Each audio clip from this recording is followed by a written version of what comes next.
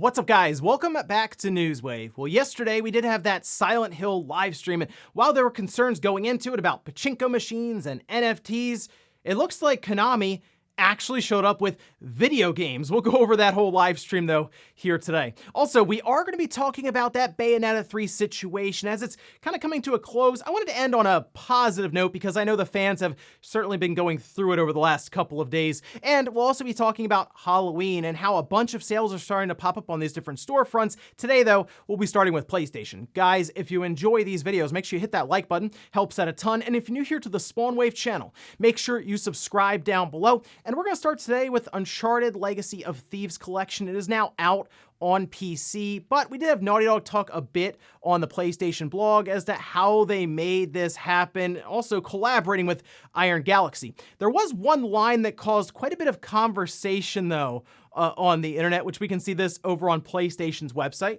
They say, while PlayStation 5 remains our primary platform, we saw the possibility of bringing our games to PC as a great chance to reach a new massive worldwide audience. They go on to talk about how they pulled, say, Uncharted as opposed to other titles and moved those to PC. So it is a pretty interesting read overall, but obviously them saying PlayStation 5 remains their primary platform, I feel like that should still be obvious, but Sony does keep kind of reassuring the fan base that they're not moving away from the PlayStation hardware. They're just looking towards other avenues to make money, and I mean, PC is just there. They can port stuff over. The PlayStation 5 is basically a PC at this point. So in their mind, let's just move stuff over and collect hundreds of millions of dollars that can then be used to make more PlayStation Studios games, seemingly for the PS5 first, then go to PC later. Also, while we are moving towards God of War, there are still a lot of questions as to what Sony has slated for 2023, and that brings us to another one of their first-party studios, Insomniac. In fact, we can see this posted up over on Twitter in response to someone who was asking what's going on with Spider-Man 2, should we be concerned? They said, don't, we're making good progress and it's still slated for 2023. Showing games takes time, effort, resources, and coordination. Obviously, this is all correct since if there's a trailer or a gameplay demo or something they show off, it takes time to put all of that together and coordination with other studios, some first party, some third party. I still think we're going to see Spider-Man 2 come out in 2023, mostly because Insomniac's been on it. I mean, their release schedule has been solid overall with Sony. That's one of the best pickups for, I think, $250 million or something is what they paid for Insomniac with what their output's been so far and what it's coming up. What do you have? Spider-Man 2 and then Wolverine. So I'm still thinking we're going to see Sony do something before the end of this year because after God of War, they don't really have anything dated for 2023. So that's my thought now is look for that marketing push with God of War in November and then probably some sort of showcase setup next year. Oh, and I have good news for Digimon fans as it looks like another game in the series is coming to the Switch. We can see this post up on Gamatsu, where they say Digimon World Next Order is coming to Switch on February 22nd, 2023 in Japan. It will have a beginner mode and a run functionality. This is a game that released on the Vita in Japan, and then it went to the PlayStation 4 later on, to my understanding.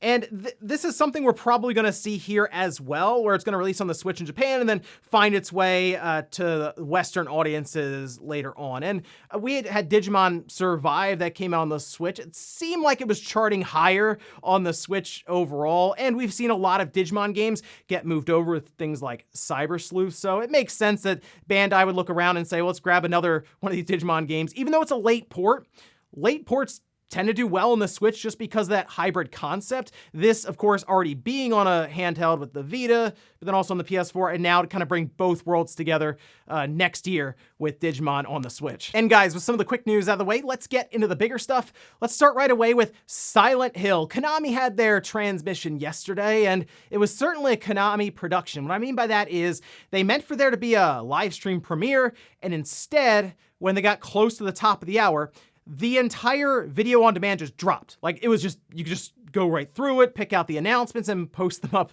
online. But it's about 45 minutes and there was actually some good stuff in here. We'll start from the top with one of the big reveals, that being Silent Hill 2 Remake. It's long been rumored that this was going to be happening. In fact, we already knew it was going to be Bloober Team doing this, but it is a PS5 timed exclusive. So it's going to be on the PS5 for 1 year, and then I guess it'll make its way to the Xbox or wherever else. It will be releasing on PC, though, alongside of the PlayStation 5. I didn't see any kind of release year or window or anything on this one. I did see some concerns around Bloober Team being the studio behind it because, I mean, they're most recently known for The Medium.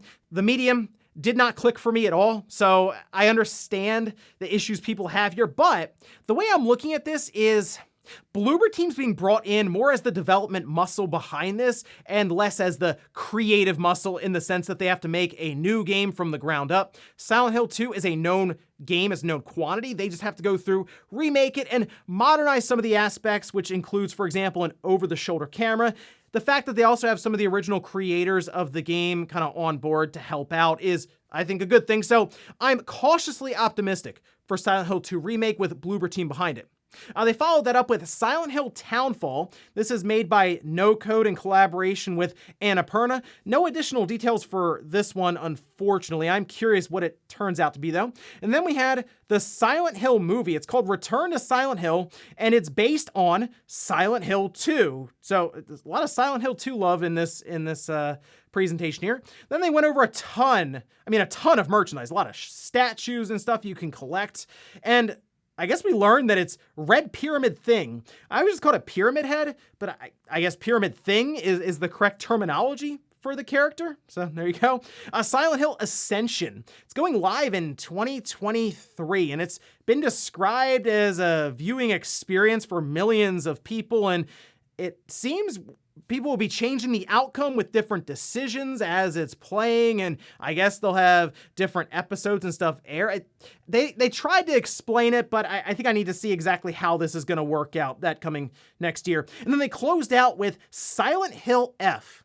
There, again, a lot of speculation as to what exactly this is, and that was the biggest thing I gathered from this entire presentation. Is the only thing they really, I would say, explained well was Silent Hill 2 Remake. Everything else was sort of left up to interpretation, but they did mention that Ryukishi will be involved. I'm not familiar with that name, but people seemed pretty excited when they saw that pop up. And then Neobards Entertainment. Neobards Entertainment did Reverse. That's an action game, whereas Ryukishi is known for some of the narrative stuff for visual novels. So I'm not sure what kind of game Silent Hill F is going to be.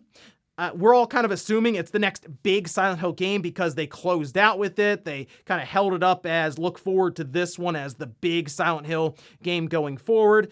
So I guess we'll see what this turns out to be, probably in the coming years. And that was probably the only other thing that was a little disappointing is there weren't really a lot of release dates or release years, and something like Silent Hill F, I assume it's going to be years before that comes out. Silent Hill 2 Remake, they showed off at least a decent amount of it. No gameplay that was really that meaningful, but we saw plenty of visuals and all this, and I thought that would be one that they would drop 2023 as the year on or something, but no, not from what I can see here.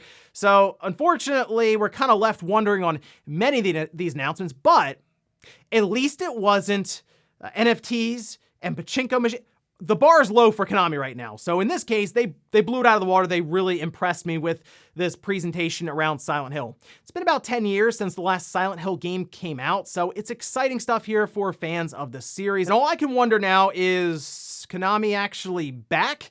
Because after seeing that level of presentation and push for Silent Hill, all I can hope for now is let's do Metal Gear Solid next. Next up, let's talk about Bayonetta 3, as the situation with Helena Taylor, Platinum Games, and even Bloomberg getting involved with several other independent outlets seems to be coming to a close, as she appears ready to move on from all this, really after the documentation starts getting out there and the other facts start appearing. But nonetheless, it's been a rough ride, I would say, for many Bayonetta fans, as they were told to boycott the series from a voice actor that I'm sure they've grown attached to with the previous iterations in the series. And then the new information comes out, not sure which way to go with it. But I will leave you with some positive news around this, because I believe Bayonetta 3 is being set up really, really well to be a large success, relatively speaking, for the series. For example, as all of this is happening, I noticed that on the Amazon sales charts,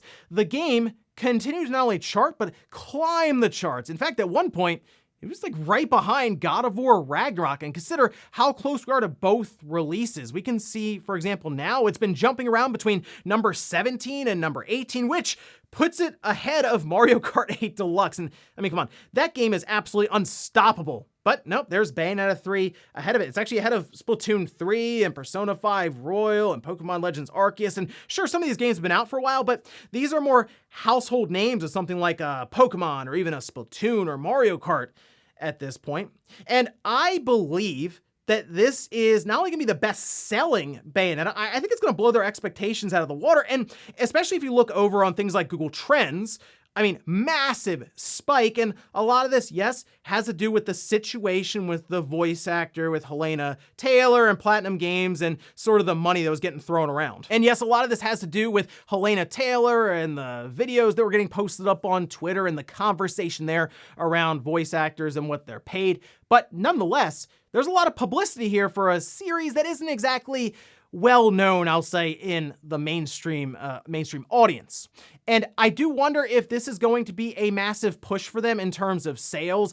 I am kind of thinking we could see Bayonetta 3 maybe top 3 million, 4 million sold. I mentioned this on the Spawncast. A lot of people push back on that. Didn't think it was possible. They're thinking 1 million to 1.5 million. And I think I'm going big on this one. In fact, like the other day, we saw an announcement for Devil May Cry, which you can see this posted up on Twitter. Devil May Cry 5 has sold more than 6 million copies worldwide. While I understand Devil May Cry, a more storied franchise than Bayonetta, Bayonetta is certainly up there alongside of it when it comes to the gameplay and the quality. So I don't really see why Bayonetta can't do numbers like that after really the big push it's had in the public spotlight now. So at least one good result and side effect from everything going on over the past week is a lot more people know about Bayonetta going into its release later on this month. And to me, if it can pull off big review scores and be talked about as, being a good game as opposed to everything going on with the voice acting situation, I think it has a real shot at some large numbers. Next up, let's talk about Microsoft, Sony, and the battle going on with the CMA in the UK. We're getting a lot of information coming out, by the way, from some of these documents and filings that are going public, and we're even hearing about plans coming up as to maybe what Microsoft could be looking to do after they acquire Activision Blizzard. For example, we can see this posted up by The Verge. It says the transaction will improve Microsoft's ability to create a next-generation game store, which operates across a range of devices, including mobile, as a result of the addition of Activision Blizzard's content. Building on Activision Blizzard's existing communities of gamers, Xbox will seek to scale the Xbox Store to mobile, attracting gamers to a new Xbox mobile platform. Shifting consumers away from the Google Play Store and App Store on mobile devices will, however, require a major shift in consumer behavior. Microsoft hopes that by offering well-known and popular content, gamers will be more inclined to try something new. So this is once again all strategy from Microsoft's point of view, as they are working hard to convince the CMA and regulators still all around the world that this deal should go through and wouldn't damage the market in terms of competition. And in this sense, they're bringing up iOS and Google Play stores, which have been getting the side eye from a lot of regulators, with Google and Apple, of course, constantly under a lot of scrutiny from them. Microsoft saying this will enable us to compete more so with them. Basically, they've been arguing at kind of the kids' table with Sony and PlayStation this whole time, and now they're going to the adult table that has Apple, Amazon, Google, and these very, very large companies. So it makes sense from that point of view to argue that way. And it also tells us that they're trying to do an Xbox mobile store or platform. I don't really know why Google or, well, Apple would allow that necessarily, as we've seen them kind of fight back and forth with Microsoft, especially with Apple when it comes to streaming games. But I guess that's a way that Microsoft can contend with regulators, that they're kind of holding down this closed ecosystem on phones if they're not allowed on there. So an interesting strategy for Microsoft, but maybe even a glimpse into the future where we would have this Xbox mobile store that would also work with our Xbox and our PC and really work to tie everything together. And in our last bit of news, let's talk about the big Halloween sale that is currently going on for PlayStation. Now, they have hundreds of titles that are marked down. I picked a few out to go over, and we'll start at the top here with probably my biggest recommendation if you have not already played it, and that's Alien Isolation: The Collection. It's up for $8, so it's marked down pretty well. That includes the base Alien Isolation game as well as several pieces of additional content. Alien Isolation is a great title to play through, especially to kind of get that Halloween vibe, right? Kind of that scary environment. And it's also one that people can kind of hang out and watch you play. It definitely has a very tense environment there, being hunted by the xenomorph and trying to make your way around as really just a very helpless human. And then you also have RE2 and RE3, each one $12. Diablo 3 Eternal at $20. Inscription at $15. Hollow Knight, an absolute steal, $7.50. Little Nightmares at $7.50. Medieval at $15. Ghostbusters Remastered, which is a really fun game. If you didn't play that back on the 360 or the PS3, the remastered version is really fun, especially if you're a fan of Ghostbusters. I would absolutely recommend that one. And then, just for fun, because of all the Konami stuff, why not? Metal Gear Solid 5 at the low price of $4. But those are just some recommendations that I picked out. Of course, if you go through them and you see any other good ones, make sure you mark them down below in the comments. And before we go to the comments of the day, we're gonna take a look at the poll that I posted up yesterday, where I asked, have you played Silent Hill 2 before? Look at this, 73% said no, 27% said yes. You know, I was thinking about it, Silent Hill 2, they did that HD collection. It wasn't very good though on the 360, I remember getting it, I was like, oh, this is pretty rough. And then if you want Silent Hill 2 on the PS2, it's over $100, I think now. And sure, you can emulate and find the ISO or ROM yourself online. But I think this is one of those situations where just a lot of people have not played Silent Hill 2. So it makes sense that Konami would go back and get really the one that people point to as the big turning point for the series. I know Silent Hill on the original PlayStation still has a following to it, and people really like that one, but let's face it, Silent Hill 2 is where that series really took off, so why not bring that up, modernize it a bit, and try to basically do what Capcom has been able to with their Resident Evil series with those different remakes. And we'll finish up with the comment of the day as you're seeing here.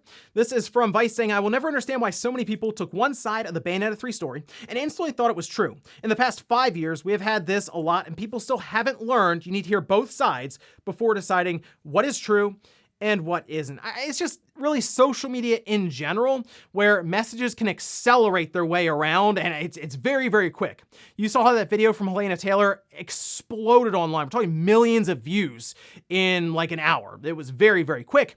And then people generally are expected to have snap judgments and immediate opinions on things without really observing and taking a lot of the stuff in. And let's face it, Helena Taylor had a trust factor with the hardcore fans of the Bayonetta series, and she, on camera, said, boycott this series. So if you're a hardcore fan who already wasn't happy about her being replaced, you're probably gonna get on her side pretty fast, right? And unfortunately, it looks now like she was basically weaponizing the fan base in order to try to tank the series because she wasn't happy with the pay that was offered, and now we're hearing about numbers that it's gonna be hard to get a lot of people on your side with sympathy when it comes out. They do the math and it's like, that's $1,000 an hour. But the way I look at it is, it's a good lesson to learn, right? As we go forward on social media and Twitter, and I'm sure it's one that will probably be forgotten the next time something big and controversial comes up. And ladies and gentlemen, that's gonna do it here for Newswave. If you enjoyed this video, guys, hit that like button. If not, hit the dislike. Leave comments down below about everything we talked about here. Today was the Silent Hill presentation. What'd you think of the show, and what was your favorite announcement there? And then also, what about Bayonetta 3? Next week it comes out. Do you think it can top 3 or even 4 million units sold? And then what about the sale going on for PlayStation currently with Halloween? What were some of your favorite picks there? Thanks guys for watching, and I'll see you next time.